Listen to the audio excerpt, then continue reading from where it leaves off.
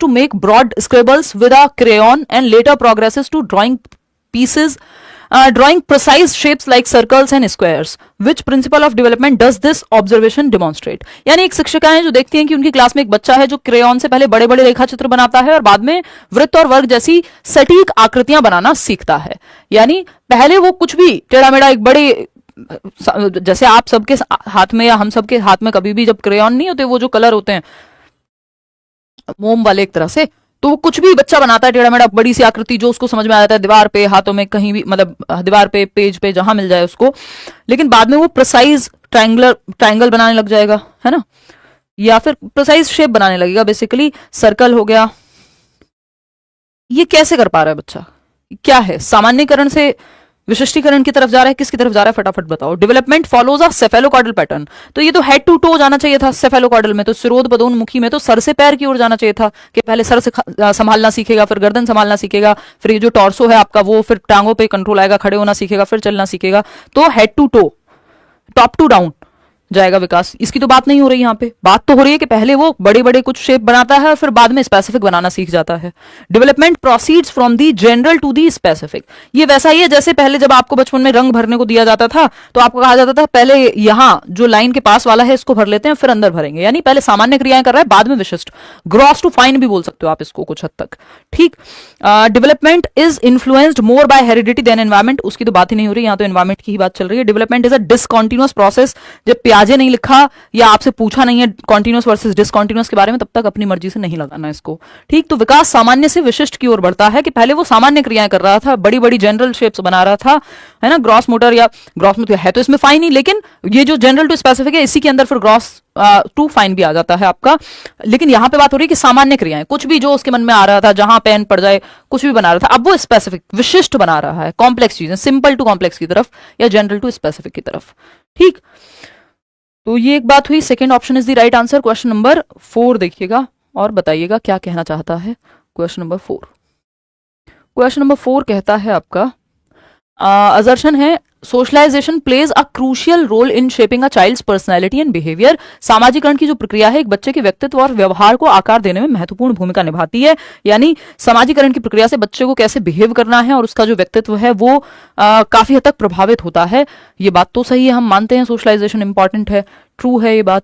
अब क्या रीजन क्या है इस बात का? Socialization is the process by which individuals acquire values, यानी मूल्य क्या सही है क्या गलत है, बिलीव्स किस बात में वो विश्वास रखते हैं, and behaviours appropriate to their society, यानी किस समाज में कैसे व्यवहार करना एक्सेप्टेबल होगा, किन चीजों को मान्य माना जाएगा, जो चीजें हैं जो एबनॉर्मल बिहेवियर है क्या नॉर्मल है, क्या कपड़े पहनने हैं, अगर मैयत पे जाना है तो एक तरह के कपड़े और शादी में जाना है तो एक तरह के कपड़े, उल्टा कर देंगे तो थोड़ा सा अजीब हो जाएगा। कैसे पता लगा हमें ये अजीब हो जाएगा? सामाजिकरण से। घर में मेहमान आ रहे हैं तो आप सफाई करने लगते हैं और खुद आप कैसे भी पड़े हों, ये क्या कैसे हमें पता लगा? सोशलाइजेशन से। तो सामाजिकरण वो प्रक्रिया जिसके माध्यम से एक इंडिविजुअल या व्यक्ति जो है ये वैल्यूज एक्वायर करता है, कुछ मूल्य एक्वायर करता है, क्या सही है क्या गलत है, कहाँ पे क्या उसके विश्वास हैं, वो किस चीज में विश्वास रखेगा, किस रिलीजन को फॉलो कर रहा है, व्हाटएवर, ये सब सामाजिकरण से। समाज में कैसे रहते हैं इसका नियम, समाज के कुछ नियम कायदे कानून तौर तरीके हैं, उनको एक्वायर करने की प्रक्रिया सामाजिकरण कहलाती है, उनको सीखने की प्रक्रिया, अडेप्ट करने की प्रक्रिया सामाजिकरण कहलाती है। तो ये बात तो सही है कि पर्सनैलिटी और बिहेवियर फिर आपका जिस समाज में आप रह रहे हैं, अमेरिका में रहते हैं तो आपके लिए सही गलत कुछ और होगा,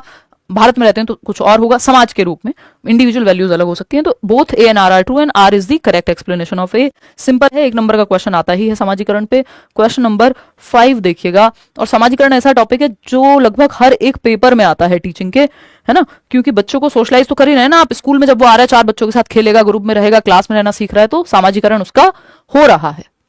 नेक्स्ट है आपका question number 5, which of the following examples best illustrates the concept of assimilation in Piaget's theory of cognitive development.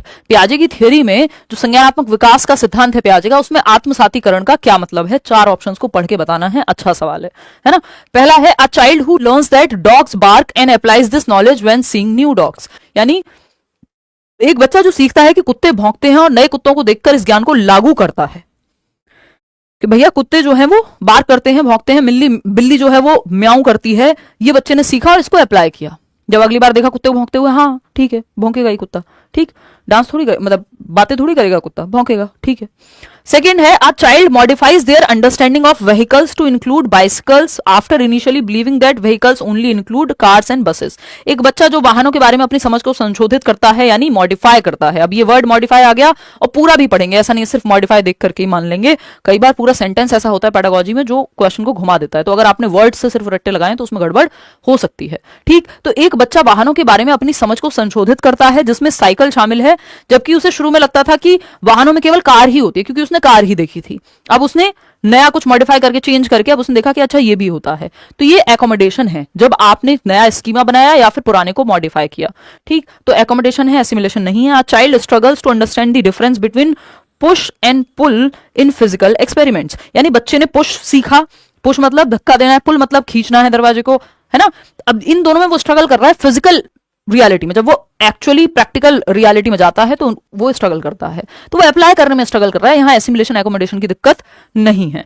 फिर है fourth option, a child builds a completely new mental schema when encountering an unfamiliar object for the first time. एक अपरिचित वस्तु उसके सामने आती है और वो एक नया स्कीमा बनाता है, एकोमोडेशन कहलाएगा ये। या तो नया स्कीमा बनाना या पुराने में मॉडिफिकेशन करना।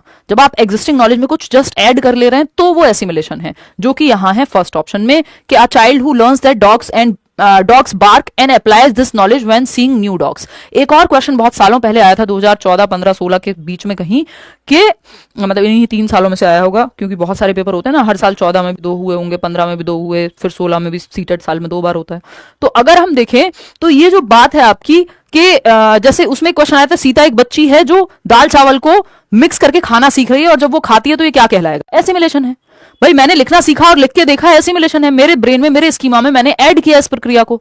तो जब बच्चे ने सीखा कि जो कुत्ते हैं वो भौंकते हैं, और इसको अप्लाई किया, जब अगली बार देखा कुत्ते को भौंकते हुए, हाँ कुत्ते भौंकते हैं, तो जो एसिमिलेटेड था, जो भरा हुआ था दिमाग में, जब वो बाहर उसने दुनिया में देखा एनवायरमेंट में, तो उसने कहा हाँ दोनों बैलेंस में है। उसको पता है कुत्ते भौंकते हैं, कुत्ते को भौंकते हुए देखा, एसिमिलेशन है, यानी आत्मसात किया हुआ है जो चीज, आत्मसातीकरण है। इसको एक चार्ट से भी समझ सकते हो आप, है ना। तो first option is the right answer. कोई कह रहा है डेली क्लास लिया करो, हाँ भाई इस बार मंडे टू फ्राइडे आपकी क्लास होगी, 5 के 5 दिन, पूरी कोशिश है ना। मैं समझ रही हूँ आपकी दर्द जो है आपका, देखिएगा। तो क्वेश्चन नंबर, ये आपका एसिमिलेशन और एकोमोडेशन, इस पूरी प्रक्रिया को हम अडेप्टेशन कहते हैं। एसिमिलेशन और एकोमोडेशन किस में शामिल है?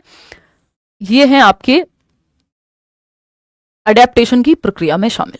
किसकी प्रक्रिया में? अडेप्टेशन की प्रक्रिया में, अनुकूलन की प्रक्रिया में, अनुकूलन की प्रक्रिया में शामिल है,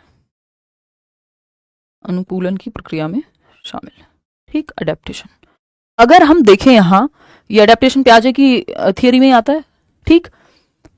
हाँ, जो एसिमिलेशन का मतलब है किसी चीज में नहीं, जो एग्जिस्टिंग नॉलेज है, मतलब जो आपके पास ऑलरेडी वर्तमान ज्ञान है उसमें जोड़ना। आपने स्कीमा में कुछ ऐड कर लिया आपने, जो आपके पास ऑलरेडी था।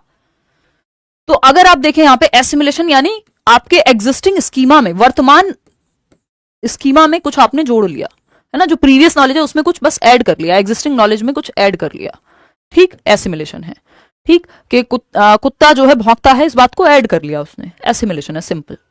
इक्विलिब्रेशन क्या है? अगली बार कुत्ते को भौंकते हुए देखा और कहा हाँ कुत्ता भौंकेगा ही, तो डिबेट थोड़ी करेगा, चर्चा थोड़ी करेगा अंग्रेजी में। तो ये क्या है? इक्विलिब्रेशन, बैलेंस, यानी जो दिमाग में था और जो दुनिया में देखा, दोनों क्या है? संतुलन में है। इसको संतुलन कहते हैं। आत्मसात कर लिया, फिर संतुलन देखा, एक नई सिचुएशन आई जहां उसने देखा कुत्ता म्याऊं म्याऊं कर रहा है।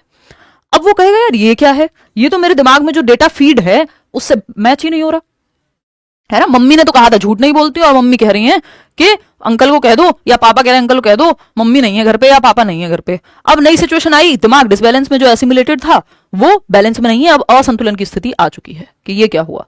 फिर मतलब नई सिचुएशन में ये चीज हुई, इसके जस्ट बाद यही सिचुएशन बनेगी, न्यू सिचुएशन आ गई, एनकाउंटर किया नई सिचुएशन को, डिसइक्विलिब्रियम हो गया। ये मैं आपको एक्सप्लेन कर चुकी हूं कि दोनों चीजें बैलेंस में नहीं है, जो दिमाग में था और जो दुनिया में है ना। जो मम्मी ने कहा था और जो कर रही है उसमें अंतर आ रहा है। तो ये क्या होगा? असंतुलन की स्थिति आ गई। अब मॉडिफाई करके नया स्कीमा बनाना पड़ेगा कि हाँ भाई बड़े लोग जो हैं सामाजिकरण की प्रक्रिया में ऐसा कई बार कर देते हैं, या तो आपको एक नया स्कीमा ही बनाना पड़ेगा कि मम्मी तो जो है या पापा तो जो है भैया ये जो बात है ऐसा है, उन्होंने कहा था झूठ नहीं बोलते बट बोलते हैं, वॉट एवर, है ना। तो एकोमोडेशन करना पड़ेगा, यानी अब म्याऊं जब कुत्ते ने किया है तो आपको समझना पड़ेगा भाई ये कुत्ता नहीं था, नई सिचुएशन आई, म्याऊं किया कुत्ते ने और आपके दिमाग में डिसबैलेंस हो गया, अरे ये कुत्ता तो नहीं है, ये तो कुछ और है, वो तो भौं भौं करता है। फिर आपको पता लगता है कि ये तो बिल्ली थी, तो एक नया स्कीमा बनाते हैं और पुराने स्कीमा में या तो मॉडिफिकेशन करते हैं। तो ये पूरी प्रक्रिया चलती रहती है, फिर से कोई नई सिचुएशन आएगी और ये सब चलता रहेगा। ठीक, आगे बढ़ते हैं नेक्स्ट क्वेश्चन पे। क्वेश्चन नंबर है 6। क्वेश्चन नंबर, सारे लेंदी क्वेश्चन होंगे जैसे पेपर में आते हैं। देखिए क्वेश्चन नंबर 6, लेंदी का मतलब ये नहीं है कि सारे मुश्किल होंगे। Which of the following classroom practices best demonstrate Vygotsky's theory of learning? कौन सी एक कक्षा पद्धति है, एग्जाम्पल है जो वाइगॉत्स्की की थियरी को रिप्रेजेंट करती है? पहला है allowing children to work independently and discover knowledge through trial and error. त्रुटि एवं प्रयास के माध्यम से नॉलेज को डिस्कवर